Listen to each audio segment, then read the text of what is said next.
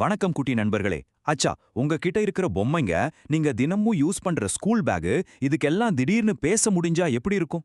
அதுங்க கிட்ட எவ்வளவு ரகசியமான சுவாரஸ்யமான கதைகள்லாம் இருக்கும்னு என்னைக்காவது யோசிச்சு பார்த்திருக்கீங்களா? வாங்க, இன்னைக்கு நாம சேர்ந்து ஒரு சின்ன மேஜிக் செஞ்சு நம்ம சுத்தி இருக்கிற பொருட்களுக்கு உயிர் கொடுத்து அதோட கதைகளை என்னன்னு கேட்கலாம். எந்த ஒரு பெரிய அட்வென்ச்சருக்கு போனாலும் ஒரு மேப் வேணும் இல்லையா?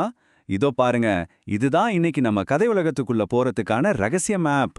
இதுல இருக்கிற இந்த 6 சூப்பரான படிகளை ஃபாலோ பண்ணி நாம ஒரு அற்புதமான கதை உலகத்துக்குள்ள போக போறோம். ரெடியா இருக்கீங்களா?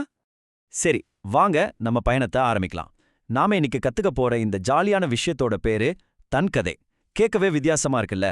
அப்போ தன்கதை அப்படின்னா என்னன்னு தெரிஞ்சுக்கணுமா?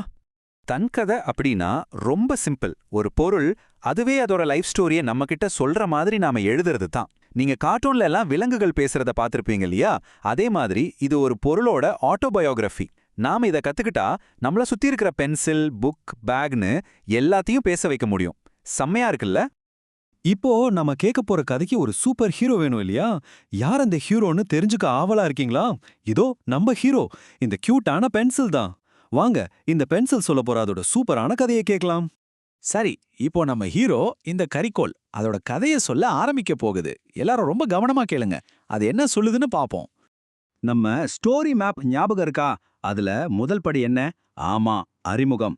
நம்ம ஹீரோ தன்னை எப்படி நமக்கு அறிமுகப்படுத்திக்க போகுதுன்னு பார்க்கலாம் வாங்க. நான் ஒரு கரிக்கோல்.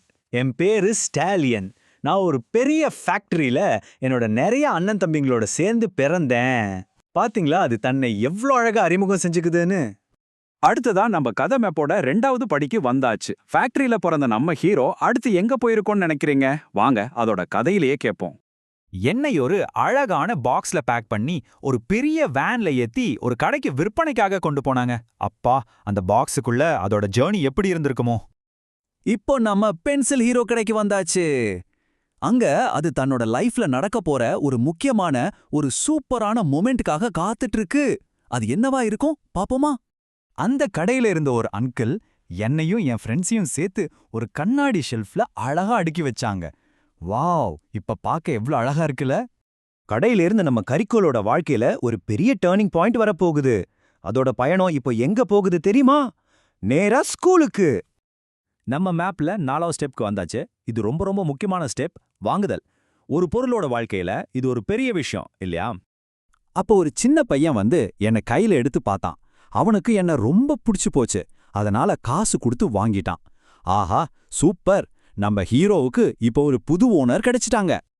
இப்பதான் நம்ம பென்சில் எதுக்காக உருவாச்சோ அந்த முக்கியமான வேலையை செய்ய போகுது. அதோட பயன்பாடும் வாழ்க்கையோட கடைசி கட்டமும் எப்படி இருக்க போகுதுன்னு பார்க்கலாம் வாங்க. நம்ம மேப்போட 5வது படி பயன்பாடு.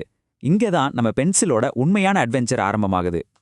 என்னோட புது ஓனர் என்ன ஒரு அழகான பாக்ஸ்ல வச்சு பத்திரமா தினமும் ஸ்கூலுக்கு கூட்டிட்டு போனான். நான் அவனுக்கு லெசன்ஸ் எழுத ரொம்ப ஹெல்ப் பண்ணுனேன். பாத்தீங்களா, இதுக்காக தானே அது காத்துட்டு இருந்துச்சு. எவ்வளவு சந்தோஷமான லைஃப்.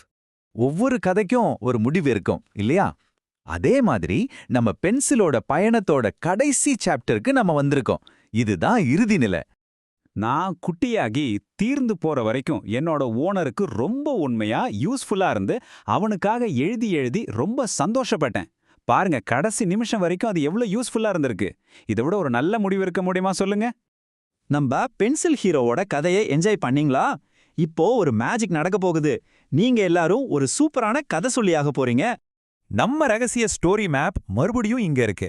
இந்த 6 சிம்பிள் ஸ்டெப்ஸை மட்டும் ஞாபகம் வச்சுக்கிட்டா நீங்க எந்த பொருளோட கதையை வேணும்னாலும் எழுதலாம். நல்லா பாருங்க. 1 அறிமுகம், 2 விற்பனைக்கு கொண்டு வருதல், 3 விற்பனைக்கு வைத்தல், 4 வாங்குதல், 5 பயன்பாடு, அப்புறம் 6 இறுதி நிலை. ரொம்ப ரொம்ப ஈஸி தானே? சரி, இப்போ நீங்க சொல்லுங்க, எந்த பொருளுக்கு உயிர் கொடுத்து அதோட கதையை எழுத போறீங்க? உங்ககிட்ட இருக்கிற ரப்பரை பத்தியா, இல்ல தினமும் உங்களோட ஸ்கூலுக்கு வர்ற உங்க ஸ்கூல் பேக் பத்தியா, இல்லன்னா உங்களுக்கு ரொம்ப பிடிச்ச ஒரு ஸ்டோரி புக்கோட கதையா? நல்லா யோசிச்சு உங்களோட சொந்தமான ஒரு சூப்பரான தன் கதையை எழுதி எல்லாரையும் அசத்துங்க. Bye bye.